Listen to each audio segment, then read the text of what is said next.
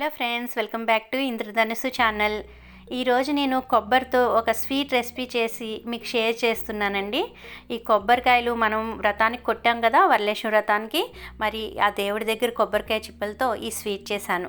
మరి ఈ స్వీట్ చేయడానికి కొబ్బరి చెక్కల పైన ఉన్న బ్రౌన్ కలర్ లేయర్ ఉంటుంది కదా, దాన్ని పూర్తిగా తీసేసి తెల్లని భాగాన్ని మాత్రమే తీసుకుని ఇలా మిక్సీ జార్లో వేసి తురుముకోవాలి. మీకు తురిమేది ఉంటే తురుముకోండి, మిక్సీ జార్లో వేసి ఈజీగా అయిపోతుంది.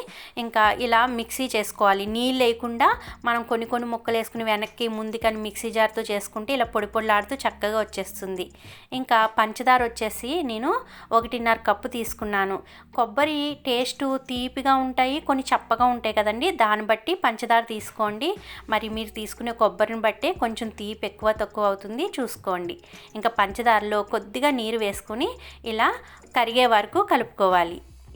కొబ్బరి మనకి హెల్త్కి చాలా మంచిది కదండి. చాలా రెసిపీస్ చేసుకుంటాము, అందులో కొబ్బరి లౌజులు, అచ్చులు ఇలా ఎన్నో చేస్తాం.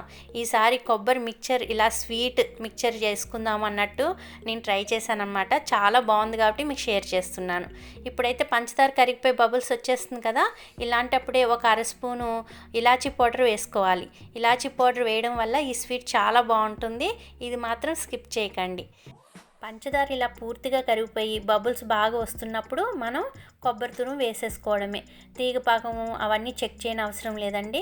బాగా కరిగిపోయి బబుల్స్ బాగా వచ్చేస్తున్నప్పుడు మంటని తగ్గించేసుకొని స్టవ్ని సిమ్లో పెట్టేసుకొని తురిమిన కొబ్బరిని యాడ్ చేసుకొని కలుపుకుంటూ ఉండాలి.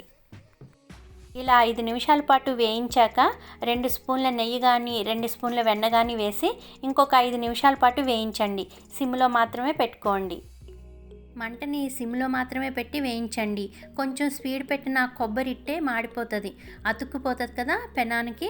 అలా కాకుండా సిమ్లో పెట్టి వేయించడం వల్ల కమ్మటి వాసనతో మంచిగా వేగుతుంది అనమాట. చూడండి, పొడి పొల్లాడుతూ ఇది రెడీ అయిపోయింది కదా.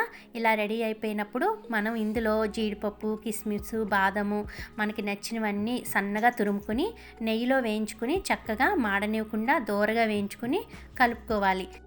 ఇలా వేసుకోవడం వల్ల తింటుంటే నోటికి చక్కగా మనకి అక్కడక్కడ జీడిపప్పు, కిస్మిస్ తగులుతూ టేస్ట్గా ఉంటాయి.